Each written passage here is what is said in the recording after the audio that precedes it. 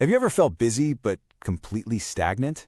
You know, you're putting in the hours, you're doing the reps, but your skill level has just hit this invisible ceiling.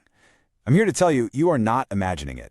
And the reason isn't a lack of talent or effort. It's because your brain, in its incredible efficiency, has successfully automated your skill and is now actively preventing you from getting any better. See, it's a biological feature, not a personal flaw. And in this explainer, we are going to give you the keys to the control room. We're going to dismantle that plateau by exploring the raw neural architecture of mastery itself. And this, right here, this is the central paradox we have to confront. Our entire lives, we are conditioned to seek comfort, to find that effortless groove where a skill just feels like second nature. But from a strictly neurobiological standpoint, that feeling of comfort, that's a red alert. It's a system notification that your brain has switched from growth mode to energy conservation mode. That feeling of ease is literally the sound of progress grinding to a halt. For decades, we've all been sold the 10,000-hour rule. This idea that mastery is just a matter of accumulating time. But that confuses what's happening with why it's happening. Time is just a resource. It's not the actual mechanism. The biological truth is that growth is not a product of repetition. It's a product of adaptation to dysfunction.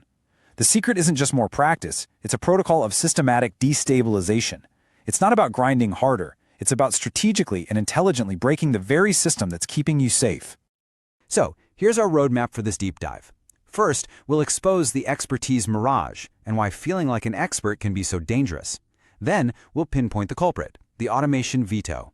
After the diagnosis, we'll build the cure, the three-part breakthrough engine. We'll look under the hood at the science with the path of resistance. Then, give you a concrete action plan in your breakthrough week. And finally, we'll distill it all into a new philosophy, the art of the break. Okay, let's begin with stage one, the expertise mirage. This is that deceptive feeling of progress you get when a skill becomes truly comfortable. You think you're cruising in the fast lane, you're honing your craft, but from your brain's perspective, it has already pulled over, parked the car, and turned off the engine to save fuel. This metaphor right here is absolutely crucial to understand. We believe that with every easy, comfortable repetition, we're adding another layer of polish, refining our skill to this perfect mirror shine. But what's actually happening is the exact opposite. Each one of those easy reps is like another layer of wet cement being poured right on top of our current ability, hardening our limitations and making it exponentially more difficult to ever break through to the next level. So why does this happen? It's not because you're lazy. It's because your brain is a metabolic miser, hardwired over millions of years to conserve energy for survival. As soon as a neural circuit for a skill is meeting the requirement, it gets the job done well enough, your nervous system enters this state of neural safety. At this point, your brain activates a conservation script. Any further effort towards optimization isn't seen as a path to mastery. It's flagged as a pointless waste of metabolic resources. So let's move to the mechanism behind this mirage.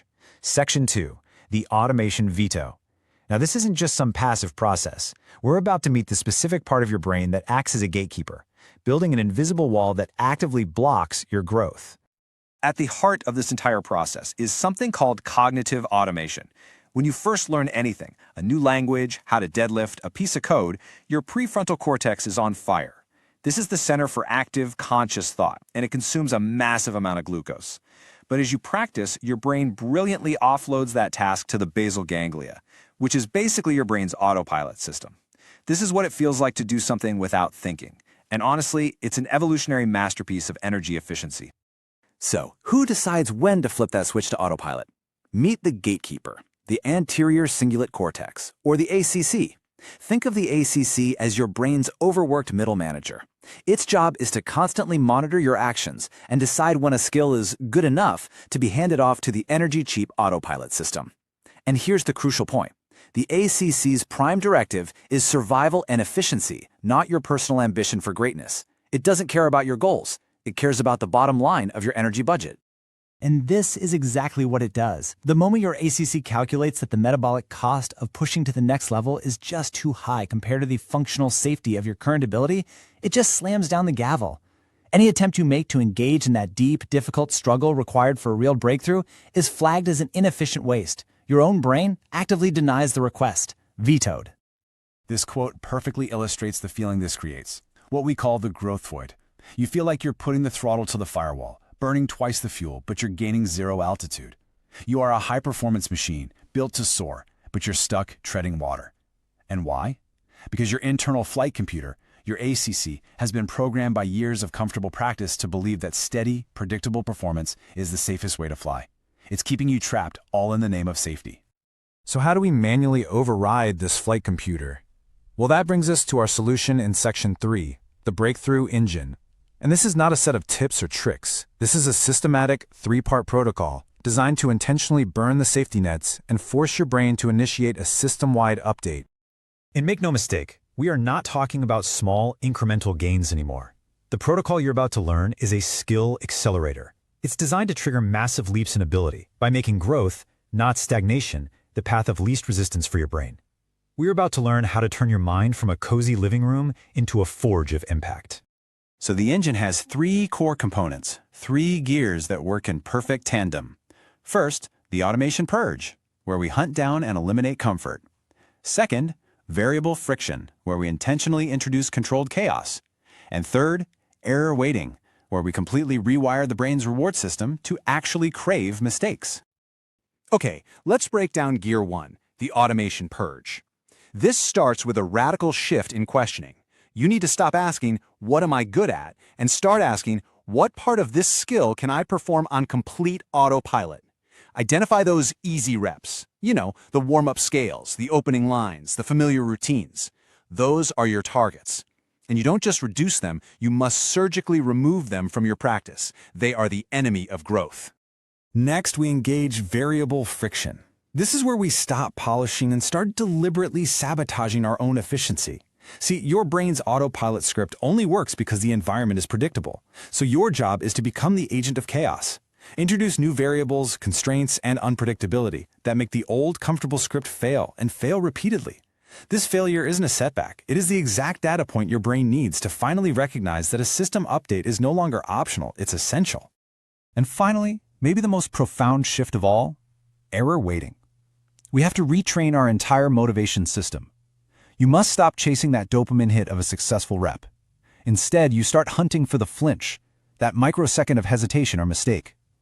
You then narrow your focus so that the brain receives its primary neurochemical reward not from getting it right, but from the act of correcting the error.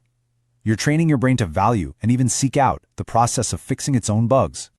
So the crucial point is this. By combining these 3 steps, purging automation, introducing friction, and rewarding error correction, you fundamentally alter the environment your brain operates in. You are no longer politely asking it to improve inside some comfortable, safe, cozy room. You are building a forge of impact, where intense, directed pressure is the very mechanism that creates strength, sharpness, and a higher order of skill. Now for Section 4, the Path of Resistance. You might be thinking, this all sounds a bit brutal, but it actually works in perfect harmony with your biology. Let's look under the hood at the neuroscience that makes this destabilization protocol so incredibly effective. It all comes down to where you invest your energy. As you can see here, with automated practice, your brain spends a tiny amount of energy just to go through the motions. It's low-cost maintenance. But with variable resistance, you are forcing your brain to concentrate its energy.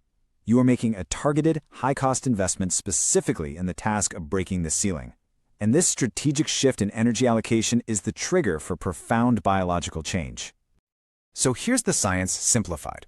This protocol works because it forces your brain across its plasticity threshold, which makes it way easier to build new, more complex neural pathways. It helps you achieve neurocoherence, a state where your focus isn't scattered by habit, but is intensely concentrated right at the edge of your ability.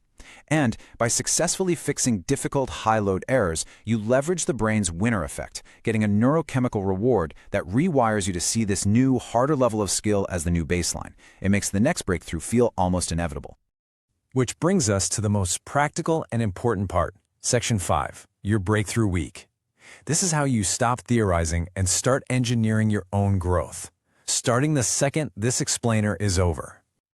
Here is your 7-day action plan. It's simple. Step 1, in your very next practice session, conduct an automation audit. Step 2, from that audit, identify and literally write down 3 specific, easy moves that are keeping you comfortable. Step 3, for 1 week, change 1 critical variable of your practice every single day. And finally, step 4, at the start of each session, implement the error flood. Let's just pause on this for a second. I want you to genuinely ask yourself this question.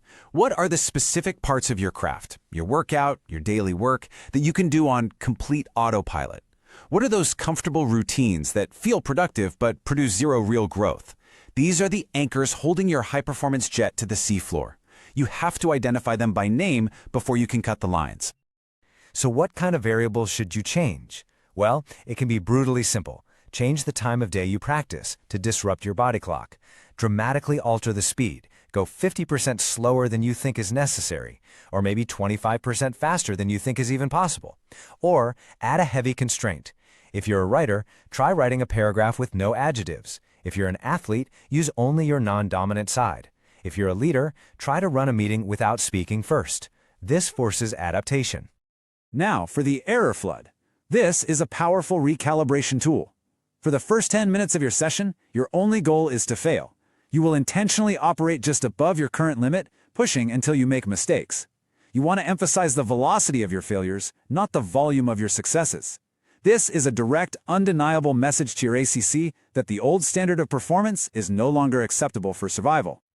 And that brings us to our final section, our conclusion, the art of the break. This is where we distill this entire protocol into a core philosophy. It's where we stop seeing plateaus as walls and start seeing them as opportunities to shatter a habit and claim a new peak. If you take only one thing away from our time together, please let it be this.